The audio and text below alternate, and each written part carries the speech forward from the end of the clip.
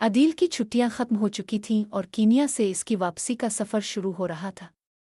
वो 2 माह पहले अपने चचा के यहाँ छुट्टियां गुजारने आया था। कीनिया के बागात और जंगलों में इसने अपनी छुट्टियों में खूब मज़े किए। अब इसे न्यूयॉर्क वापस जाना था। अदील के वालिदैन बहुत अरसे से अमरीका में मुकीम थे। इसकी पैदाइश अमरीका में हुई थी, इसलिए वो यहाँ की बूदोबाश का आदी हो चुका था। इसके ख़ानदान के बहुत से लोग पाकिस्तान के शहर कराची में रहते थे। इसकी ख्वाहिश थी कि वो अपनी अगली छुट्टियां पाकिस्तान में गुजारे। फ़िलहाल तो इसे अमरीका वापस जाना था, इसलिए इसने एक सफरी एजेंट से राब्ता कायम किया ताकि जहाज़ से इसकी वापसी की नशिस्त महफूज हो जाए। अदील के सफरी एजेंट ने इसे एक पेशकश की कि अगर वो चाहे तो नैरोबी से कैनेडी एयरपोर्ट के लिए रवाना हो सकता है, और अगर चाहे तो इसी टिकट में वो वाशिंगटन डीसी के डलन्स एयरपोर्ट तक भी जा सकता है। दोनों का किराया यकसा होगा। सफरी एजेंट की ये बात सुनकर अदील सोच में पड़ गया। इसे यूं भी घूमने का बहुत शौक था। वो 16 बरस का हो चुका था। इसका कदम लंबा और जिस्म मजबूत था। वो खेलों में हिस्सा लेता था और बाकायदा वर्जिश करता था। अपने सफरी एजेंट की बात सुनकर उसने सोचा कि मुझे वाशिंगटन डीसी देखने का शौक तो है ही, क्यों ना मुफ्त में ये शौक पूरा कर लिया जाए। अदील को जहाज़ में खिड़की के करीब नशिस्त मिली। जहाज़ से बाहर का खूबसूरत नज़ारा सामने था। हद नज़र नीला आसमान फैला हुआ था। जहाज़ के मुसाफिर पूरे हुए तो जहाज़ के कप्तान ने मुसाफिरों को अपनी अपनी सीट बेल्ट बांध लेने को कहा। जहाज़ में ये हिफाजती सीट बेल्ट हर सीट के साथ लगी होती हैं और उनके बांधने का मकसद ये होता है कि जहाज़ की परवाज़ गैर हमवार होने के नतीजे में मुसाफिरों को झटके ना लगे। जहाज़ के अमले ने थोड़ी ही देर में खाने की तैयारियां शुरू कर दीं और तमाम मुसाफिरों की नशिस्तों पर लंच दे दिया गया। लंच से फारिग होने के बाद अदील फिल्म देखने में मसरूफ़ हो गया। ये एक जासूसी फिल्म थी जो जहाज़ के स्क्रीन पर दिखाई जा रही थी। फिर अदील किताब पढ़ने लगा। जहाज़ में खामोशी थी। थोड़ी देर बाद फ़िज़ाई मेज़बान ने वाशिंगटन डीसी पहुंचने का ऐलान किया, जिसके बाद जहाज़ उतरने लगा। जहाज़ के साथ सीढ़ी लगा दी गई और मुसाफिर कतार में उतरने लगे। अदील ने अपना सफरी बैग उठाया और मुसाफिरों की कतार में शामिल हो गया। यहाँ कस्टम के हुक्काम मुसाफिरों के सामान की चेकिंग कर रहे थे। अदील के हाथ में इसका टेप रिकॉर्डर था। इसके बैग में इसकी पसंदीदा कैसेटें थीं। वो जहाँ भी जाता तो अमूमन टेप रिकॉर्डर और कैसेटें उसके साथ होती थीं। वो जानता था कि कस्टम हुक्काम की जानिब से मुसाफिरों की चेकिंग बहुत जल्द ख़त्म हो जाएगी और फिर वो बस में शहर की सैर करेगा और खूब घूमेगा। कस्टम के शीशे के केबिन ने स्पेशल एजेंट थॉमस पेनी एयरपोर्ट पर मुसाफिरों को देख रहा था। वो चौड़े मुंह वाला एक लंबा शख्स था जिसके बाल काले थे। इसके चेहरे से मुस्कुराहट गायब थी। यूं लगता था जैसे वो कभी कभार ही मुस्कुराता है। क्या तुमने अपने तमाम साथियों को होशियार कर दिया है? थॉमस ने भारी आवाज में पूछा। कस्टम की सुपरवाइजर अलियक बोन्स थी। वो मोटी सी छोटे कदर की औरत थी जिसने पुलिस की वर्दी पहने हुई थी, लेकिन इसके पास कोई पिस्तौल मौजूद नहीं थी। वो कई बरसों से कस्टम में काम कर रही थी। हाँ, मैंने सारे इक़दामात कर लिए हैं। तमाम अमला को हिदायत दे दी गई है। रोम से आने वाली फ़्लाइट नैरोबी से आने वाले जहाज़ के पीछे ही है, अलियक बोन्स ने जवाब दिया। लेकिन पेनी ने इसकी बात सुनकर कंधे उचकाती हुए कहा, मुझे नैरोबी के जहाज़ से कोई दिलचस्पी नहीं है। मैं तो रोम से आने वाले जहाज़ का मुंतज़िर हूँ जिसमें एक जासूस आने वाला है। अच्छा, क्या वाकई? अलियक ने हैरत से पूछा। इसमें हैरत की कोई बात नहीं है। यहाँ भी जासूस हैं, थॉमस ने फ़ख्र से बताया। लेकिन तुम्हें ये नहीं मालूम कि वो जासूस किस नाम से सफ़र कर रहा है और क्या वो औरत है या मर्द? ऐसी सूरत में तुम इसे कैसे पकड़ोगे? अलियक बोन्स ने सवाल किया। ये कोई मुश्किल काम नहीं है। हमें मालूम है कि इस जासूस ने कनाडा के स्कूल में तालीम हासिल की है और वो इंग्लिश बहुत अच्छी तरह बोलता है और उसके पास बहुत से आलात हैं। आलात? अलियक ने एक बार फिर हैरत से सवाल किया। आलात? जासूसी करने वालों के पास हर तरह के आलात और हथियार होते हैं, पेनी ने तफसील से बताना शुरू किया। जासूसी के आलात के ज़रिया जासूस खुफिया राज हासिल करते हैं। एक बार उन्हें ये राज हाथ आ जाएं तो उनकी पूरी कोशिश होती है कि वो जल्द अज जल्द ये खुफिया मालूमात का ख़जाना अपने मुख मुंतकिल कर दें, और उसके लिए वो हर तरह के ज़राए इस्तेमाल करते हैं। पेनी ने यह कहकर एक गहरा सांस लिया। अलियक बोन्स को शदीद हैरत हुई। इसने पूछा, क्या आने वाला जासूस अपने तमाम आलात और हथियारों के साथ आएगा? हाँ हाँ, क्यों नहीं, पेनी ने जवाब दिया। लेकिन वो अपने हथियार और आलात कस्टम वालों से कैसे छुपाएगा? अलियक ने एक और सवाल दाग दिया। हाँ, इस बारे में मैं भी सोच रहा हूँ। आने वाले जासूस को ये तो मालूम होगा कि कस्टम वाले किस तरह तलाशी लेते हैं। वो हर सूटकेस को खोलते हैं और मुकम्मल चेकिंग करते हैं, पेनी ने जवाब दिया। तुम्हारा ख्याल है कि जासूस ने अपनी किस्मत पर भरोसा किया है कि शायद इसका सामान चेक ना हो? बोन्स ने एक नया ख्याल पेश किया। ऐसा मुमकिन नहीं है, लेकिन फिर भी अगर जासूस ने कोई ऐसा तरीका निकाल लिया कि वो कस्टम हुक्काम से बच निकला तो भी हम इसका पीछा नहीं छोड़ेंगे। हम इसे कहीं ना कहीं ढूंढ निकालेंगे, थॉमस ने जवाब दिया। नीचे लॉबी में मुसाफिरों का एक नया रेला तेजी से आया और पहले से मौजूद मुसाफिरों में शामिल हो गया। उन्हें देखकर पेनी ने सवाल किया, क्या ये रोम से आने वाले जहाज़ के मुसाफिर हैं? हाँ, ये रोम के जहाज़ से आने वाले मुसाफिर हैं, लेकिन इस कतार में पहले से नैरोबी के मुसाफिर भी खड़े हैं, अलियक बोन्स ने जवाब दिया। अच्छा अच्छा, अब तुम जल्दी करो, अपने आदमियों को फ़ोन करो। उन्हें होशियार रहना चाहिए। ऐसा ना हो कि जासूस उन्हें जल देकर निकल जाए। अगर ऐसा हुआ तो फिर हम इस शख्स को किसी और जगह पकड़ लेंगे, लेकिन इसका बच कर जाना मुश्किल है। अलियक बोन्स ने जवाब दिया, लेकिन वो इस बात से खुश नहीं हुआ। जॉर्ज का ख्याल था कि वो इस कदर स्मार्ट नहीं है जो ऐसी सख्ती की सूरत हाल से निकल जाए, लेकिन फिर भी वो किसी भी सूरत हाल से निमटने के लिए अपने हवास बहाल रखता था। इसने अपने आप को हालात के धारे पर छोड़ दिया था। वो अपने आप को आम हुलिया में रखता था। यही वजह है कि इसने सूटकेस का इंतखाब भी आम इस्तेमाल के सूटकेस में से किया था। अब यही सूटकेस था जिसमें इसके आलात भरे हुए थे। इसके हाथों में भी आम लोगों की तरह कैसेट रिकॉर्डर था। इसे पकड़े जाने का खौफ भी नहीं था। इसने निहायत चालाकी से अपना सूटकेस अपने पीछे आने वाली एक औरत के सूटकेस से बदल लिया था। अब वो इस औरत से आगे खड़ा था, बगैर किसी सामान के, कस्टम से निकलकर। इसे बस इतना करना था कि वो इंतज़ार करे। अगर कस्टम वाले इस औरत का सामान बगैर किसी मुश्किल के क्लियर कर देते हैं तो वो बाहर निकलकर औरत से अपना सूटकेस हासिल कर लेगा, लेकिन अगर कस्टम वालों ने इसे रोक लिया तो वो खामोश से निकलता चला जाएगा। इसे किसी चीज़ की फिक्र थी तो बस कैसेट रिकॉर्डर की थी जो इसके हाथ में था और वो इसे पकड़ा सकता था। देखने में तो ये आम कैसेट रिकॉर्डर था, लेकिन दर हकीकत ये एक हसास आला था। इसके छोटे से टेप पर कई घंटों की रिकॉर्डिंग महफूज की जा सकती थी।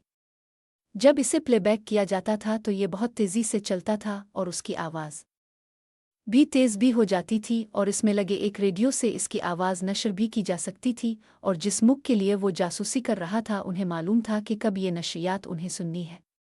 इस मुख के कुछ अफराद समंदर में एक जहाज़ पर थे जहां ये खुफिया मालूमात सुनी जाती थीं। वो तेज़ रफ्तारी से ये नशरियात रिकॉर्ड करते और आहिस्ता आहिस्ता इसे सुनकर महफूज करते थे। यूं उन्हें तमाम राज बआसानी मिल जाते थे। ये रिकॉर्डर जॉर्ज का इंतहाई कीमती आला था, और इसी के सबब वो इस मुख के अफराद से राब्ता रखता था जिनके लिए वो जासूसी कर रहा था। वो सिर्फ 1-2 मिनट का पैगाम देता था, क्योंकि इससे ज़्यादा मुद्दत का पैगाम उसकी निशानदेही करके इसे गिरफ्तार करा सकता था। जॉर्ज पहला मुसाफिर था जो रोम की फ्लाइट से आकर कस्टम की लाइन में लगा। इससे आगे अदील खड़ा था। इसे देखकर जॉर्ज के होंठों पर एक मुस्कुराहट आ गई। अदील के कंधे पर ऐसा ही कैसेट रिकॉर्डर था और अदील के पीछे जाकर खड़ा हो गया। इसे अपने कैसेट रिकॉर्डर से छुटकारा पाने की तरकीब सूझ गई थी। इसने अदील के पीछे खड़े होते ही अपना टेप रिकॉर्डर ज़मीन पर रख दिया और जेब से एक नक्शा निकालकर खड़ा हो गया। इस ने अदील की कमर थपथपाते हुए इसे मुतवज्जे किया। क्या तुम मेरी मदद कर सकते हो? मुझे इस नक्शा को समझने में मुश्किल पेश आ रही है। अदील मोड़कर उसकी तरफ मुतवज्जे हुआ। जॉर्ज ने नक्शा अदील के सामने कर दिया। अदील ने अपना टेप रिकॉर्डर फर्श पर रख दिया ताकि वो नक्शा पकड़ सके। अदील ने इससे पूछा कि आपको कहाँ जाना है? इसी दौरान जॉर्ज ने चालाकी से अपना रिकॉर्डर पाँव से आगे खिसका दिया और इसी पाँव से अदील का रिकॉर्डर अपनी तरफ खिसका लिया। अब कस्टम का चेक पॉइंट करीब आ चुका था। थोड़ी देर बाद अदील जॉर्ज का खुसूसी टेप रिकॉर्डर कंधे पर लटकाए चला जा रहा था। सूटकेस की तब्दीली। एयरपोर्ट पर मुसाफिरों की कतार बहुत सुस्त रफ्तारी से आगे बढ़ रही थी। अदील जिस लाइन में था वो भी बहुत सुस्त रफ्तारी से आगे बढ़ रही थी, जबकि दूसरी लाइन का भी यही हाल था। अदील ने सोचा ये कस्टम हुक्काम मुल्क में किसी चीज़ को दाखिल होने से रोकना चाहते हैं, इसीलिए उन्होंने इस कदर सख्त हिफाजती अक़दाम कर रखे हैं। टेप रिकॉर्डर उसके हाथों में था जब इसका सामना कस्टम हुक्काम से हुआ। Passport please. कस्टम की वर्दी में मलबूस ऑफिसर ने अदील से पूछा। पासपोर्ट हाथ में लेने के बाद कस्टम ऑफिसर ने पासपोर्ट में इसकी तस्वीर पर एक नज़र डाली और फिर इसका जायज़ा लिया। आप शिकागो जा रहे हैं? जी हाँ, अदील ने जवाब दिया। आप इस रास्ते से क्यों आए? शिकागो जाने के लिए और बहुत सी फ़्लाइट जाती हैं। मेरी छुट्टियां हैं और मैंने इससे पहले कभी वाशिंगटन नहीं देखा। मैंने सोचा घर जाने से पहले मैं चंद दिन वाशिंगटन की सैर कर लूं। अच्छा। जॉर्ज ने बैग खोलकर उसके सामने रख दिया। इसके पास 2 सूटकेस थे। पहला सूटकेस इसने चाबी से खोलकर कस्टम के लिए पेश कर दिया। दूसरा सूटकेस वही था जो इसने औरत के सूटकेस से बदल लिया था। कस्टम ऑफिसर ने अब इस सूटकेस को खोलने के लिए कहा। जॉर्ज ने एक चाबी से इस सूटकेस को खोलने की कोशिश की लेकिन वो ना खुला। कस्टम ऑफिसर ने पूछा, क्या यही चाबी है इस सूटकेस की? जी हाँ, चाबी तो यही है, जॉर्ज ने चालाकी से जवाब दिया। लेकिन इस चाबी से तो ये सूटकेस नहीं खिल रहा। कस्टम ऑफिसर ने चाबियों का एक गुच्छा निकाला और इसमें से एक चाबी लगाई, लेकिन इस चाबी से भी सूटकेस ना खुला। अब इसने दूसरी चाबी से ताला खोलने की कोशिश की। इस बार ताला खिल गया। सूटकेस कपड़ों से भरा हुआ था, लेकिन ये ज़नाना कपड़े थे। कस्टम ऑफिसर ने सवालिया नज़रों से जॉर्ज की तरफ देखा। ये मेरी बीवी के कपड़े हैं। जॉर्ज ने फौरन ही जवाब दिया। तुम्हारी बीवी कहाँ है? वो दूसरे जहाज से आ रही है। इसने हाजिर दिमागी से काम लिया। इसका दिमाग तेजी से काम कर रहा था। दूसरे जहाज से? कस्टम ऑफिसर ने कहा। जी हाँ, हम दोनों कभी साथ सफ़र नहीं करते। मेरी बीवी जहाज के क्रैश होने से खौफज़दा रहती है। हमारे बच्चे घर पर हैं और मेरी बीवी का ख्याल ये है कि खुदा न खास्ता कभी हादसा हो जाए तो हम दोनों में से एक ना एक जिंदा रहे ताकि बच्चों का ख्याल रख सके। जॉर्ज ने फौरन एक कहानी घाड़कर सुनाई। हाँ, आजकल बहुत से शादीशुदा जोड़े ऐसा ही सोचते हैं। इसने सूटकेस को आगे बढ़ा दिया और फिर इसने एक बार फिर उन्हें गौर से देखने के लिए रोक लिया। DABC। कस्टम सुपरवाइज़र बोनर इस विंडो से हिट गया। इसने कस्टम लाइनों पर में खड़े मुसाफिरों पर एक नज़र डाली। इसके बोलने से पहले भी एजेंट पेनी को मालूम था कि कुछ हुआ है। बोनर के चेहरे ने बता दिया था, कुछ गड़बड़ हुई है, उन्हें कुछ मिल गया है। लाइन 3। बोनर ये कहते हुए सीढ़ियों की तरफ चल दी। इसने कस्टम लाइनों का रास्ता इख्तियार किया। जब वो लाइन 3 पहुंचे तो उन्हें कस्टम एजेंटों का एक ग्रुप मिल गया। वो एक ऐसी खातून से पूछ-गुछ कर रहे थे जो खूबसूरत भूरे और सफ़ेद रंग के सूट में मलबूस थी। इस ने बड़े फ्रेम के साथ धूप की ऐनक पहनी हुई थी। कस्टम टेबल पर एक अटैची केस खुला पड़ा था। इसमें कैमरे, बंदूकें, तिजोरियां और ताले खोलने के लिए औजार और बहुत सी दूसरी चीज़ें थीं। आपने ये नहीं बताया था कि जासूस एक औरत है, कस्टम सुपरवाइज़र ने पेनी की तरफ देखकर कहा। मैं नहीं जानता था। ये बात मेरे लिए भी हैरानी की है, खुसूसी एजेंट पेनी ने कहा। लेकिन वो इस तरह नहीं लगती जैसे जासूस होते हैं। तुम्हारे ख्याल में जासूस कैसे होते हैं? पेनी ने पूछा। बैनर ने कहा, मैं नहीं जानती। लेकिन वो इस तरह नहीं लग रही है, वो तो किसी कंपनी या बड़े इदारे के हेड की तरह बर्ताव कर रही है। तीसरी लाइन में खड़ी औरत ने अपना सर हिलाया और खिले हुए बैग की तरफ इशारा करते हुए कहा, वो मेरा नहीं है, इसलिए मैं इस सामान को अपना नहीं सकती। पेनी इसकी तरफ बढ़ा और कहा, तुम्हें कस्टम ऑफिसर ने अपना बैग टेबल पे रखने को कहा था। क्या ये बैग तुमने यहाँ नहीं रखा? बिल्कुल, ये मैंने रखा है, लेकिन ये मेरा नहीं है। ये बैग बिल्कुल मेरे बैग जैसा है, मगर यकीन करो ये मेरा नहीं है। एजेंट पेनी और सुप्रोजर बैनर ने चंद कदम पीछे हुए ताकि वो आपस में जो बात करें वो कोई और ना सुन सके। पेनी ने बैनर से कहा, मुझे लगता है तुम सही कह रहे। अगर ये जासूस है तो ये गलत कारोबार में है।